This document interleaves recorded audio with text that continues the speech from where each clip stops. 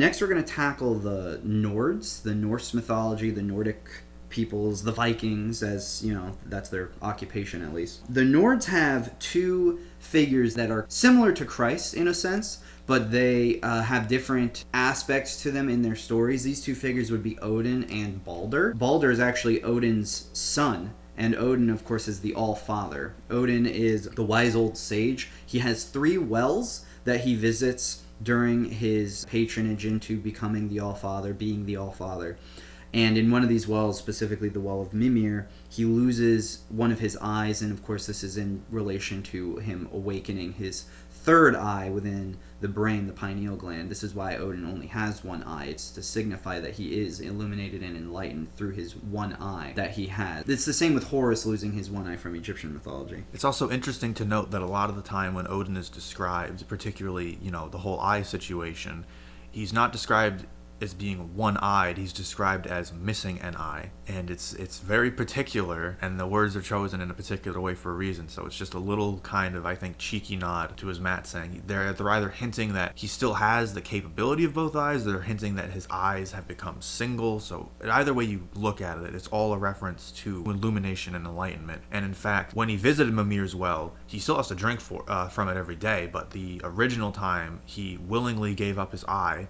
And the goal was, basically, it was part selfish and part selfless. He wanted wisdom, very similar to Solomon. He wanted the most wisdom possible, and it was so that he could be the best ruler of the gods possible. So you have elements of the selfishness and also the selflessness where, yes, he wants to be in charge of everything, but he's also looking for a way to be the wisest and best version of that. Which, if it's genuine and it appears to be based on the stories and what he gets out of it, that isn't inherently totally selfish. And that is exactly why Odin crucifies himself for 9 days on a tree. Very similarly to how Christ is crucified as well. He does this so that he can die and then resurrect himself on this tree.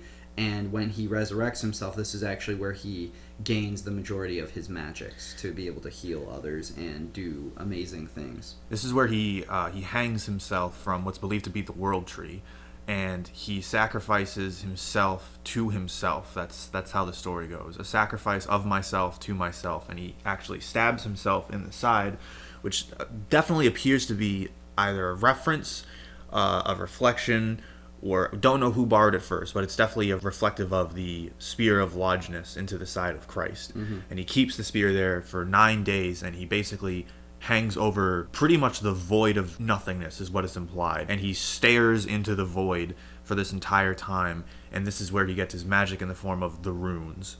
So it also, again, there's a little bit of a relationship between the runes and how they're formed from this primordial void, so they were there from the beginning, and how in Jewish mysticism and the Kabbalah there's an intense focus on the letters, and the Hebrew letters being there before basically being with God before all of creation. That's and right. Him using them. So they're much more than letters. They're these archetypal sorts of forces.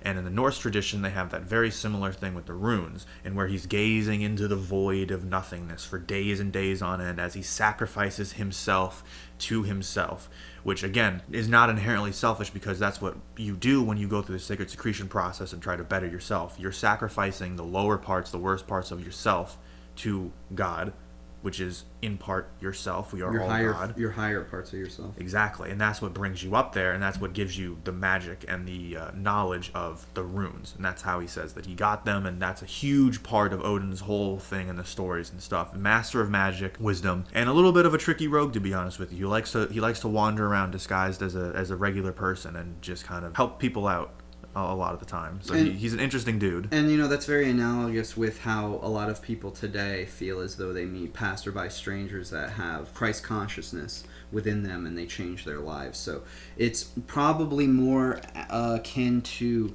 the resurrected version of Christ and being the Son of God. But the other aspect of Christ, which would be his more human form, his more mortal form, this is shown in the story of Balder. So essentially there is the event called Ragnarok, which is the total annihilation and destruction. Of course, Ragnarok is an analogy for the sacred secretion itself, because Ragnarok is essentially the lead up to events in which, things didn't happen the way that they should have, especially with Baldur's death, which we're going to get into in a second, and this causes Ragnarok to occur. Baldur is the son of Odin. He's proclaimed to be a prince of peace and love. He's also loved by pretty much every single person in the entire land except for one, and that is Loki. Of course, Loki being our trickster, our demiurgical, satanic kind of parallel to Baldur here in this story. Loki also being a son of Odin, and Baldur being his brother. We have another Cain and Abel-like situation here where Loki finds that Baldur has a protection from the Holy Mother, except for one specific item being mistletoe. It's related to pine, in a sense, like pineal or pine cone or something along those lines. Loki manipulates a situation in which Baldur dies. And after Baldur dies, Ragnarok begins, and it's essentially the destruction of the world. Now, of course, Baldur being a christened figure, it's as if you were to, in the sacred secretion process, give up, squander your Christ seed, your Christ oil within your body, and then your body basically goes through a physical Ragnarok. It goes through a physical destruction. Thor, the electrical system, the neurological system, the Jupiterian aspect of the body, fights with Jormungandr, which is a giant serpent. That would be the Kundalini. So basically your neurological body fights with your Kundalini, which is tied into your neurological body. In other words, if you squander the Christ essence within the body, your body takes a massive toll, and there's a battle inside of you, a legitimate battle. And of course, there is some versions of the story where Baldur actually has a second coming during Ragnarok and thus saves the entire world. And of course, Loki slaughtering Baldur through his mishaps is actually part of the sacred secretion process itself, because the Christ seed falls into the sacrum and essentially battles and dissolves before coming alive again within the brain after it is resurrected in the tomb after the 3 days, or in this case, in Odin's sense, it would be the 9 days that he was hung on the tree of life, basically. So that is why it is very crucial to understanding a lot of the Nordic interpretations as well, because they are very well deeply rooted into this understanding and these sacred truths of the human body.